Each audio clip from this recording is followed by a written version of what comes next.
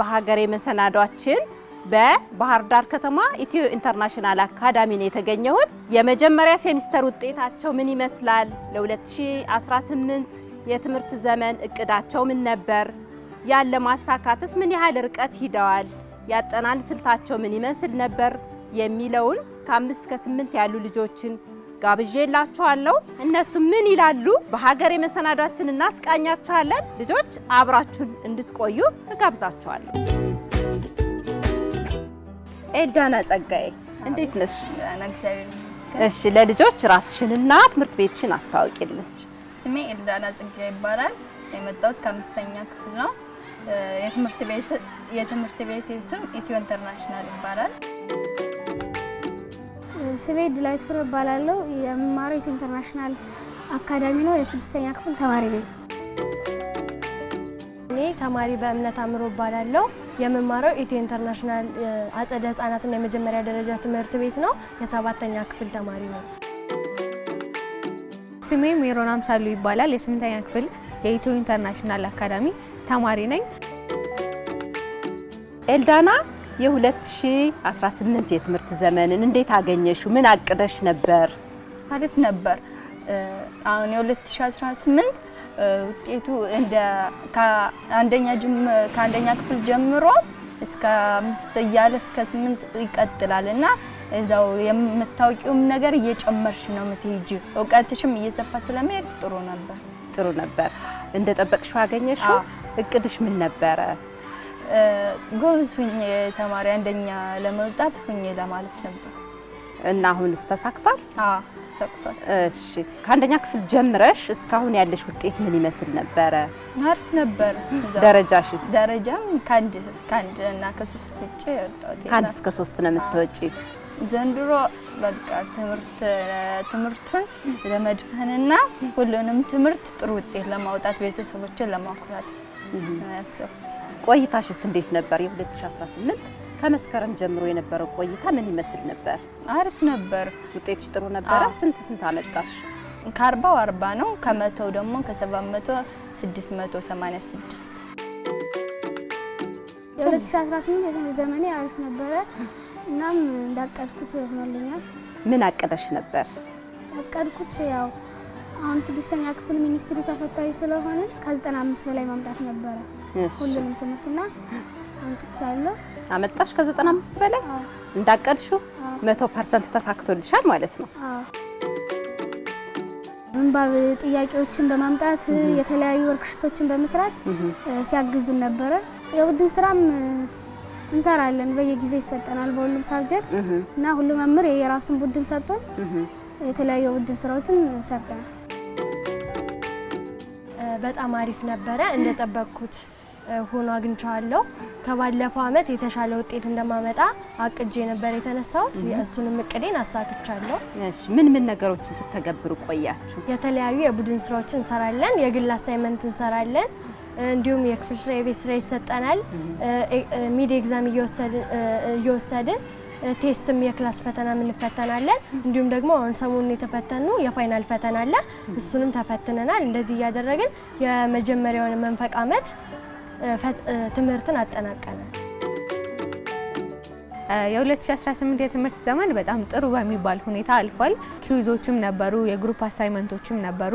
ከዛ በተጨማሪ ደግሞ እኛን እንድንበረታታ በአእምሯዊ ወይም ደግሞ አእምሯችንን በደንብ እንድናፍታታና እንዴት ጥያቄዎችን መስራት እንዳለብን እንዴት የ7ን ሰፍነን ወደ 8 ደግሞ በጣም ዘልቀን እንድንገባ እንዴት መሆን እንዳለበት ሲመክሩን ነበረ። ከዛ በተጨማሪ ደግሞ የተለያዩ ኪዩዞችን ሚድም 2 ጊዜ ወስደናል። አሁን ደግሞ ፋይናል ወስደን ያው ጨርሰናል። ውጤቴ ካቀድኩት አንፃር ትንሽ ዝቅ ቢልም ግን በጣም ጥሩ ነበረ። እንግዲህ ያቀድኩት ከ98 በላይ አመጣለሁ ብዬ ነበረ። እሱንም ከ100% እስከ 90% በሚሆን መልኩ አሳክቻለሁ። ከ90% በላይ ያለው ተሳክቶልሻል።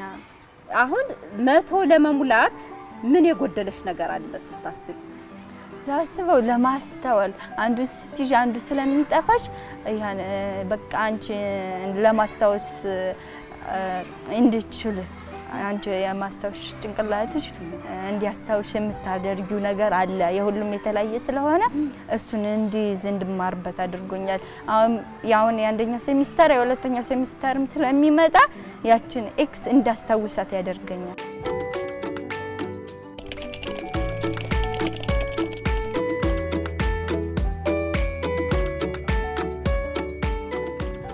አጋዥ መጽሐፎችን ማንበብ እንዳለብኝ እሺ እና ደግሞ የተማርነው ብቻ እንደማይመጣና ከተማርነው ውጭ ተያያዥ የሆኑ ነገሮችን ማንበብ እንዳለብሽ ተረድተሻል።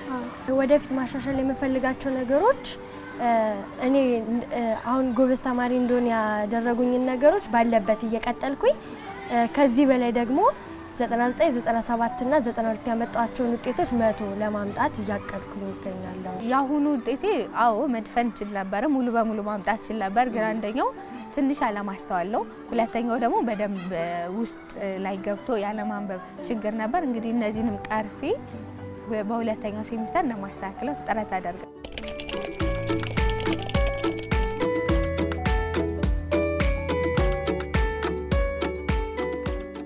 እኔ ያጠናት ስልቴ ከሌላው ይለያል። ለምሳሌ የኔ ቀን ብዙም አይደለም።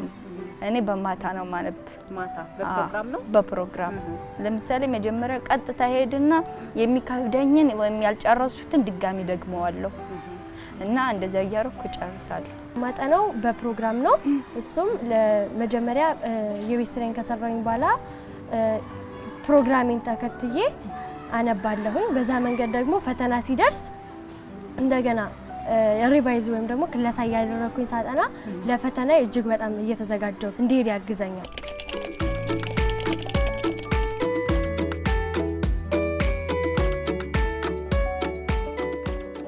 ሌሎች ልጆች ለምሳሌ አሁን እኔ ማሳካው እንደዚህ ነው ካልሁኝ ያን ነገር ለማሳካት እሞክራለሁ እችላለሁ።